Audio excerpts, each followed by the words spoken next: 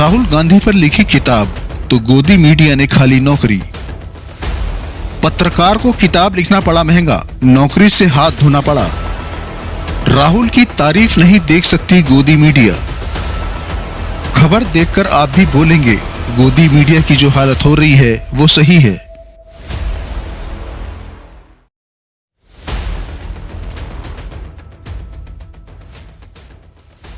दोस्तों, एक किताब ने पत्रकार की नौकरी छीन ली। उसको यह किताब लिखना भारी पड़ गया।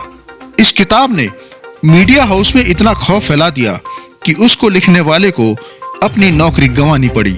दोस्तों, आप ये सोच रहे होंगे ये कौन सी किताब है जिसने सत्ता से लेकर मीडिया तक की हकीकत को बयां कर दिया। ये किताब देखिए, राहुल गांधी सांप्रदायिकता, दुष्प्रचार और तानाशाही से ऐतिहासिक संघर्ष। ये किताब दयाशंकर मिश्रा ने लिखी है। यही वो किताब है जिसे लिखना दयाशंकर मिश्रा को भारी पड़ गया।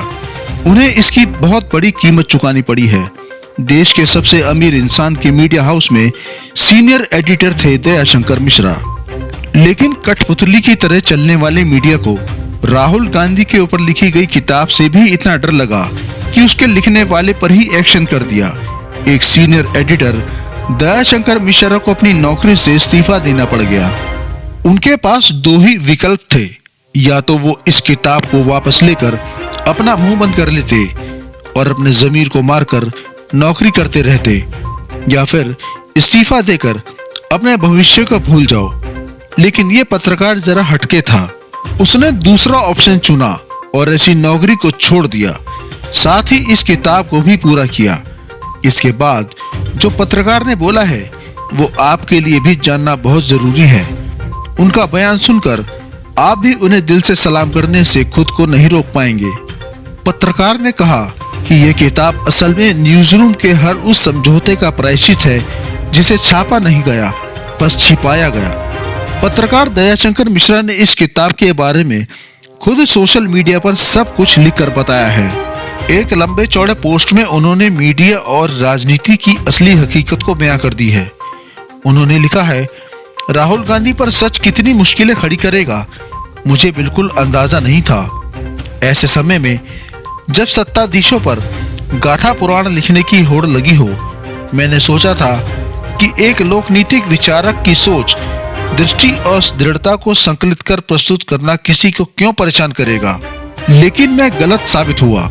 लिखना और व्यक्त करना हमारा काम है, लेकिन इसी के विस्तार से अचानक कंपनी की धड़कनें बढ़ गई। मेरे पास विकल्प था कि मैं किताब वापस ले लूं, नौकरी करता रहूं, चुप रहूं, लेकिन मैंने किताब को चुना।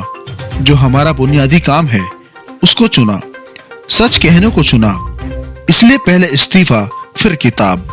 संवैधानिक संस्थाओं पर केंद्र का कब्जा, अन्ना हजारे के साथ मिलकर केजरीवाल की प्रोपेगेंडा राजनीति का चक्रव्यूह पाठक इसमें आसानी से समझ सकते हैं।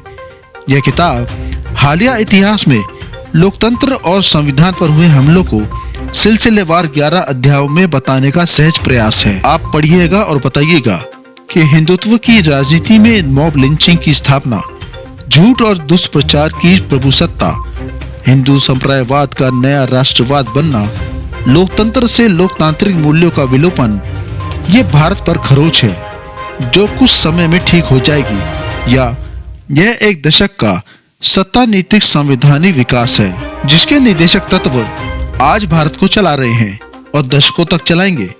दयाशंकर मिश्रा इस्तीफा देने से पहले तक नेटवर्क 18 में नौकरी करते थे और उनकी ये किताब दिसंबर में जनता के बीच आ जाएगी। लेकिन सवाल यह है कि आखिर भाजपा के सिस्टम को राहुल गांधी से इतनी नफरत क्यों है, और ये नफरत है या डर है? इसके पीछे की वजह भी आपको बताते हैं। दरअसल इस किताब में इस सदी की सबसे बड़ी सियासी साजिश का खुलासा किया गया है। राहुल को और गांधी परिवार को बदनाम करने के लिए कैसे देश विदेश में साजिश की गई और भारतीय मीडिया ने इसे कैसे अंजाम दिया, सब कुछ इस किताब में है। मीडिया में राहुल गांधी का नाम लेना भी गुनाह है, लेकिन उसी मीडिया के अंदर से एक आवाज बुलंद हुई और इस साजिश को बेनकाब कर दिया। पिछले लगभग 12 सालों से राहुल गांधी के चरित्र की हत्या की जा रही थी और ये सारी बातें करीब 800 पन्नों की किताब में उजागर हो जाएंगी। सालों की मेहनत पर पानी ना फिर जाए। इसलिए लेखक की कलम को कंट्रोल करने की कोशिश की गई। ये वही चैनल है जो मोदी जी पर बनी फिल्म को उछल उछल कर प्रमोट कर रहा था। तो फिर राहुल गांधी की एक किताब से इतना डर क्यों है? क्या राहुल की बदलती छवि से बीजेपी और पूरी मीडिया डरी हुई है? इस्तीफा देकर राहुल पर लिखने की इस आजादी पर उनका क्या कहना है, जो पनौती बोलने पर माफी की मांग कर रहे हैं? क्या वे लोग अब कुछ कहेंगे जो गांव-गांव घूमकर थाली पीटते हैं कि कौन-कौन चुप है?